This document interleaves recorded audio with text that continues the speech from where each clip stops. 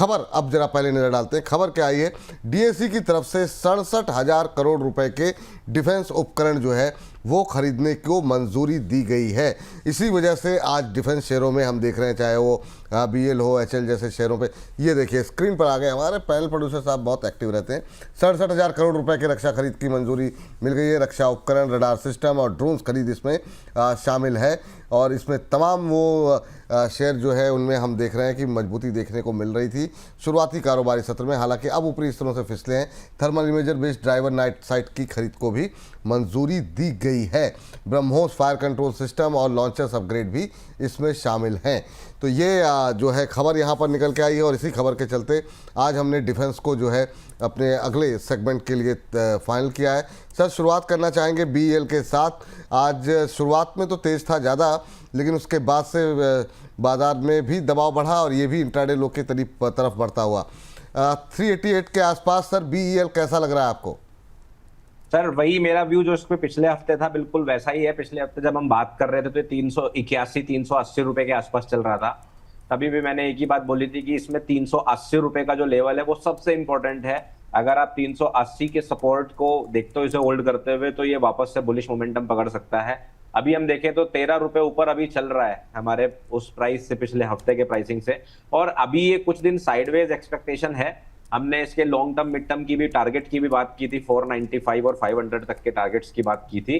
तो अभी आपको ये उम्मीद करके चलना है कि आने वाला एक महीना तकरीबन इसके अंदर साइडवेज मोमेंटम ही रहेगा। उसके बाद हम इसमें बुलिश मोमेंटम पकड़ते हुए देखेंगे। ओवरऑल होल्ड की सलाह है। ओवरऑल होल्ड की सलाह है, फ्रेश बाय की सलाह नहीं है ना सर? अभी सर कर सकते हैं, बिल्कुल 380 के आसपास कर सकते हैं।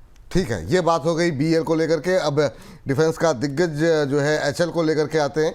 एचएल पे अगर हम देखें तो अब थोड़ा लंबा समय हो रहा है कंसोलिडेशन का। यहाँ पर क्या ये कंसोलिडेशन अभी लंबा चलेगा सर? आज 1% के आसपास की गिरावट देखने को मिल रही है। 4532 4533 के आसपास ट्रेड करता हुआ करंट लेवल पे 4500 के आसपास कैसा लग रहा है? क्या इस सेक्टर, ये थीम में अभी आपको जान दिखाई दे रही है या आपको लग रहा है कि नहीं, अब ये थीम थोड़ी सी थकती हुई दिखाई दे रही है? सर, वही थकती हुई वाली बात मैं थोड़ा सा सहमत करूंगा। मैं एचएएल के लिए पहले भी सेम ही बात बोल रहा हूं, अभी भी वही बोल रहा हूं कि मेरा इसमें मेन सपोर्ट लेवल है 4360 का और मैं चाहता हूं कि वो एक बार हिट हो। और इसी वजह से मैं यहाँ पर अभी अपना जो बायस रखूंगा वो साइडवेज का रखूंगा कि मार्केट कुछ और दिन 4500 और 4300 के बीच में घूमे, उसके बाद कोई बुलिश मोमेंटम पकड़े। चलिए, तो ये बात हो गई यहाँ पर बीएल, एचएल। और अब बात कर लेते हैं थोड़ी सी जीआरएससी को लेकर के। जीआरएससी सर, शिपिंग से जुड़ी हुई कंपनी, आज कुछ एक लोगों के सवाल भी थे। अभी क्या टिप्पणी रहेगी जीआरएससी को लेकर के? क्या कहाँ पे खरीदारी की जा सकती है? किस जिन लोगों के पास हायर लेवल पे हैं वो क्या करें? बहुत लोग एवरेजिंग के लिए लगातार सवाल करते रहते हैं। आपकी टिप्पणी क्या रहेगी अभी? सर, जीआरएससी पर मेरा लेवल जो है इंपॉर्टेंट, जैसे एचएएल के पास है वैसा ही 2350 रुपए का है। मैं चाहता हूं जीआरएससी एक बार इसे हिट करे ऊपर जाने से पहले। सो मैं अभी फिलहाल इसमें साइडवेज बायस पर ही रहूंगा और जितना पास आप 2350 के बाई कर सकें उतना ज्यादा बेहतर है। तो अभी जिनके पास पहले से है उनके लिए ऑब्वियसली होल्ड की सलाह है, क्योंकि 5-7% तो आपको देखो बर्दाश्त करना पड़ता है मार्केट में, क्योंकि आप उम्मीद भी लेके चलते हो कि हमें अच्छा रिटर्न मिले, तो आपको 5-10% का तो होल्डिंग बर्दाश्त करना पड़ेगा, ड्रॉ डाउन भी। सो होल्ड रहेगा सर। बाई की सलाह वही रहेगी कि अगर आप 2400, 2350, 2450 इस रेंज में अगर आप एवरेज कर पाए या ऐड कर पाए तो ज्यादा अच्छा रहेगा। ये बात यहाँ पर जो है निकल करके आ रही है। और इन सब के बीच में बीएल, एचएल, जीआरएससी के बाद बात कर लेते हैं थोड़ी सी मझगांव डॉक को लेकर के। मझगांव डॉक को लेकर के आज सुबह देख रहे थे कई सारे कुछ एक एनालिस्ट जो है वो थोड़े से बुलिश दिखाई दे रहे थे। हालांकि अब दबाव बढ़ गया है थोड़ा सा, 2.5% के आसपास नीचे आ गया, नए इंट्राडे लो बनते हुए। मझगांव डॉक में अभी कितना पेन बाकी है सर? 2585 सर, 2585 इसका वो सपोर्ट है जहां से मुझे लगता है कि बायर से स्टेप इन करेंगे पोजीशन को लंबे टाइम तक होल्ड करने के लिए। अभी प्राइस चल रहा है 2778। तो होल्ड और बाई जो एवरेज करना चाहते हैं उनकी रिकमेंडेशन ये रहेगी कि आप 2600, 2650, 2660 के आसपास अगर आपको मिल सके तो ज्यादा बढ़िया है आपके लिए एवरेज करने के लिए। बाकी जिनके पास है वो क्या करें सर? वो होल्ड कर सकते हैं सर और 2585 का वेट कर सकते हैं। 2585 का वेट कर सकते हैं। ये बात फिलहाल के लिए जी की तरफ से निकल करके आ रही है मजगा डॉक को लेकर के। उमेश कुमार जी जानना चाह रहे हैं पारस डिफेंस को लेकर के। पारस डिफेंस प्राइवेट प्लेयर जो है डिफेंस का एक मजबूत प्लेयर रहा, लेकिन अब ये इनकी पिटाई भी अच्छी खासी हुई है। आज भी 1.25% के आसपास की गिरावट देखने को मिल रही है। बीते एक महीने में 27% के आसपास का करेक्शन रहा है सर। पारस डिफेंस में और ज़्यादा पेन बाकी है, और जिन लोगों की पोजीशन फंसी हुई है उनके लिए क्या सलाह रहेगी?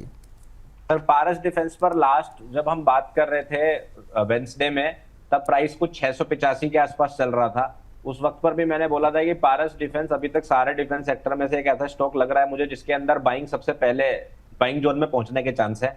और इसका बाइंग जोन मैंने 650 से लेकर 600 के बीच में दिया था, और आप देखेंगे अभी फ्राइडे को और मंडे को मार्केट जो है 610 तक आया, और अभी फिलहाल 650 के आसपास चल रहा है। तो मेरे हिसाब से 650 से 610 एक जोन है जहां पर इसको होल्ड करना चाहिए। तो अब यहां पर आप एक्सपेक्ट कर सकते हैं कुछ दिन साइडवेज मोमेंटम एवरेज कर सकते हैं, और उसके बाद आप इसको होल्ड रख सकते हैं। स्टॉप लॉस इसके अंदर वही रहेगा जो पहले भी बताया था, वो है 555 या 560 के आसपास। ये बात यहाँ पर निकल के आई है। और इस बीच जो है अगली कंपनी जो है आइडिया फोर्स लेकर के आते हैं। 1.5% के आसपास की गिरावट आज आइडिया फोर्स के अंदर देखने को मिल रही है। ये भी सर एक महीने में 25% 26% के आसपास का करेक्शन यहाँ पर भी देखने को मिला है। क्या करें सर आइडिया फोर्स के अंदर, कोई संभावना दिखाई दे रही है क्या? आइडिया फोर्स के अगर हम फाइनेंशियल देखें तो सर पिछले 2 साल लगभग 2.5 साल से सारे रिजल्ट्स जो आए हैं वो नेगेटिव ही आए हैं। उसके बावजूद हम लोगों ने जो ये अप्रैल में जो एक रैली आई थी वहां पर इसके अंदर एक रैली देखी, लेकिन वो मुझे सिर्फ एक डेड कैट बाउंस दिखाई दे रही थी। इसलिए आइडिया फोर्स के बारे में मैंने पहले भी बोला था कि इसके ऊपर मेरा बायस बैरिश है, और ये एक ऐसा डिफेंस स्टॉक है जिसके अंदर मैं बुलिश या होल्ड की सलाह रिकमेंडेशन नहीं दे रहा हूँ। तो फिलहाल भी मेरा इसमें बायस बैरिश ही रहेगा, और मैं इसे 350 रुपए के आसपास तक गिरते हुए देखता हूँ। चलिए, तो ये बात हो गई यहाँ पर जो है इसको लेकर के। सर अभी तक जो है एक शिपिंग कॉर्पोरेशन ऑफ इंडिया देखिए सर ज़रा, ये मतलब ना तो इसमें इस तरह का जीआरएससी की तरह हाई बीटा स्टॉक है, धीमे धीमे चलता है, धीमे धीमे गिरता है। आज 2% ज़रूर करेक्शन देखने को मिल रहा है, जहाँ 27% 30% एक महीने में करेक्ट हुए हैं, वो यहाँ पर 9.5-10% के आसपास का करेक्शन रहा है। क्या इसको धीमे धीमे खरीद सकते हैं क्या सर? जी सर, इसके बारे में बताना चाहूंगा sir. Shipping corporation of India के ऊपर मैं ऑलरेडी एक रिसर्च पब्लिश कर चुका हूं, जो मैंने पब्लिश की थी अभी मई जून में। सो मैं उसी को फॉलो थ्रू करूंगा, उसके अंदर कोई चेंज नहीं है, ये इंपॉर्टेंट है बताना सबको। सो इसके हिसाब से सर मैंने इसके अंदर लगभग 190 के नीचे के आसपास बाइंग का रिकमेंडेशन दिया था मिड लॉन्ग टर्म होल्ड करने के लिए। उसका कारण ये था कि प्राइस का 2008 में हाईएस्ट ट्रेडेड प्राइस था 171 का, और हमने देखा कि ऐसा पहली बार हुआ है 2008 के बाद, पहली बार ऐसा हुआ है कि इस प्राइस ने वो 171 का लेवल ब्रेक किया था 2024 में, और उसके बाद अभी उसको रीटेस्ट करने आया। तो मेरे हिसाब से 175 170 165 175 ये जो जोन है ये बहुत स्ट्रॉन्ग सपोर्ट है, multi year support resistance level है। तो इसको होल्ड करना चाहिए लंबे टाइम में, और 190 195 185 इस जोन के आसपास की बाइंग इसके अंदर बहुत बढ़िया है, एवरेजिंग की जा सकती है और होल्ड करके रखा जा सकता है। इसके जो टारगेट्स भी हैं वो मल्टी ईयर के हिसाब से अगर हम देखें तो शॉर्ट टर्म टारगेट भी मेरा जो है वो 280 के आसपास है, और long term mid term target जो मेरा है वो 400 रुपए के आसपास है। ठीक सर, चलिए, तो ये बात जो है इस पर यहाँ पर निकल के आई है, और अगली कंपनी का रुख करते हैं। सर यहाँ से अगर जो है निवेश करना हो तो आपके पसंदीदा अगर 4-5 काउंटर 2-3 काउंटर डिफेंस में गिरावट में जहाँ पे आपको लगता है खरीदारी की जानी चाहिए, वो कौन से हो सकते हैं सर?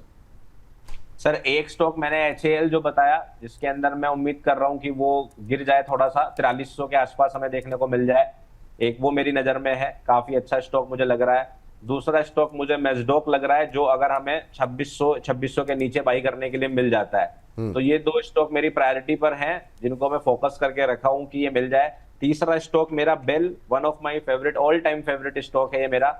इसके अंदर तो जब भी अपॉर्चुनिटी मिल जाए तो मुझे लगता है कि बाई करने से पहले रोकना नहीं चाहिए अपने आप को। तो ये 3 स्टॉक अगर आप चुनना चाहते हैं तो मेजडॉक, HAL और बेल रहेंगे। अगर आप चौथा ऐड करना चाहेंगे तो पारस डिफेंस, जैसा मैंने आपको बताया अभी। ठीक सर, एक सर 2-3 टिप्पणियां दर्शकों की है, मैं चाहूँगा कि उन शेयरों को छोड़े ना। जैसे कोचिन शिपयार्ड पे सर सवाल है हमारे पास। लोग कह रहे हैं कि लगातार गिर रहा है, क्या करें। 1711 1712 के आसपास अभी ट्रेड करता हुआ, ये भी 16-17% के आसपास का करेक्शन यहाँ पर देखने को मिला है। ये कैसा लग रहा है सर कोचिन शिपयार्ड आपको? सर कोचिन शिपयार्ड का तो आपको याद होगा, मैंने लास्ट वीक भी बोला था कि ये एक ऐसा स्टॉक है जिसके ऊपर मैं बुलिश नहीं हो पा रहा हूँ पिछले एक साल से।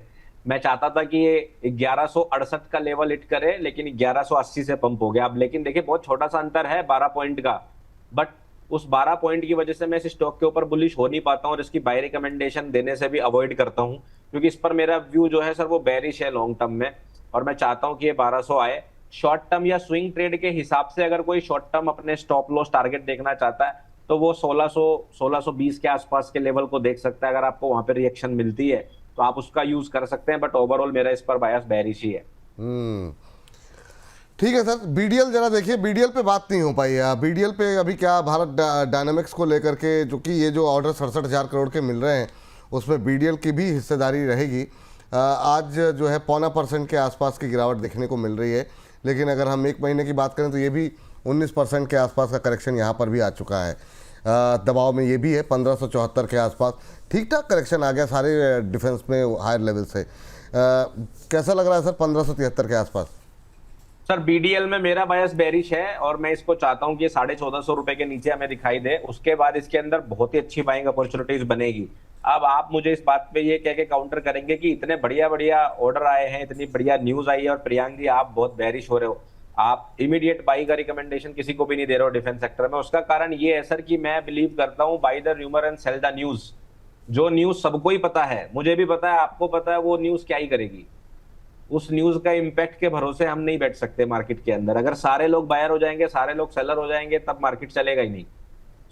जब कोई ऐसी बहुत बड़ी न्यूज आती है तो कई बार हमें उसके लॉन्ग टर्म इंपैक्ट के बारे में सोचना चाहिए। जैसे 67,000 का ऑर्डर है तो वो ऑर्डर की न्यूज आज आ गई, लेकिन क्या कंपनी की बुक्स में इस क्वार्टर में वो दिखेगी? नहीं। अभी उसके टेंडर्स निकलेंगे, वो टेंडर एक्टिवेट होंगे, किस कंपनी को कितना मिलेगा, बहुत सारी चीजें हमें देखनी पड़ेगी। उससे सेल्स कितना बढ़ेगा, उसका एक्सपोर्ट कितना बढ़ेगा, उसका इंडिया के अंदर कंजम्पशन कितना बढ़ेगा, वो किस हद तक के इक्विपमेंट आते हैं, उस कॉन्ट्रैक्ट का बड़ा हिस्सा किस कंपनी को जाता है, वो बुक्स के अंदर कब दिखाई देगा, कंपनी की रियल ग्रोथ में वो कब इंपैक्ट डालेगा। ये सबसे बड़ा सवाल होता है जो कि आपको रिसेंट में नहीं दिखाई देता। इसलिए मैं चाहता हूं कि डिफेंस के प्राइसेस थोड़े से सस्ते हो जाएं, और जब हमारे पास ये भी नॉलेज रहेगी कि किस कंपनी को क्या मिल रहा है, जिसके हिसाब से हम डिसाइड कर सके किस कंपनी को इस न्यूज का एक्चुअल में बेनिफिट हुआ, उसके हिसाब से उन सस्ते प्राइसेस पे बाई करने में जो मजा आएगा वो अभी कहाँ है। बात तो सही कह रहे हैं सर।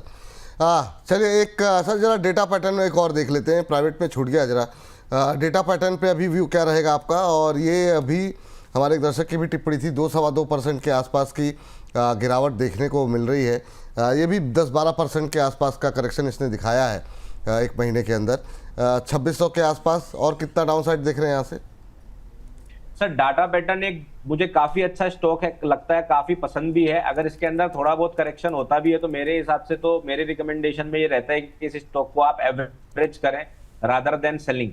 ठीक है, अब इसके अंदर अगर आपको 2350 2400 के आसपास का लेवल मिल जाता है तो आप समझिए कि आपको चोरी करने को मिल गया है ये स्टॉक। और मेरे हिसाब से 2350 के नीचे कुछ भी अगर आपको इसमें मिल रहा है, वहां पे बाइंग एंड एवरेजिंग करी जा सकती है और इसको होल्ड किया जा सकता है। काफी बढ़िया स्टॉक है, बढ़िया इसका चार्ट पैटर्न बना हुआ है। 2025 अप्रैल में जो उसने लो बनाया है वो भी ऐसा लग रहा है कि मिड टर्म बॉटम बन गया है। तो मेरे हिसाब से सर अगर ये 2500 के आसपास भी मिल रहा है तो बढ़िया बाइंग अपॉर्चुनिटी मिल जाएगी, बट अगर 2400 2350 मिल जाए तो मजा ही आ जाएगा।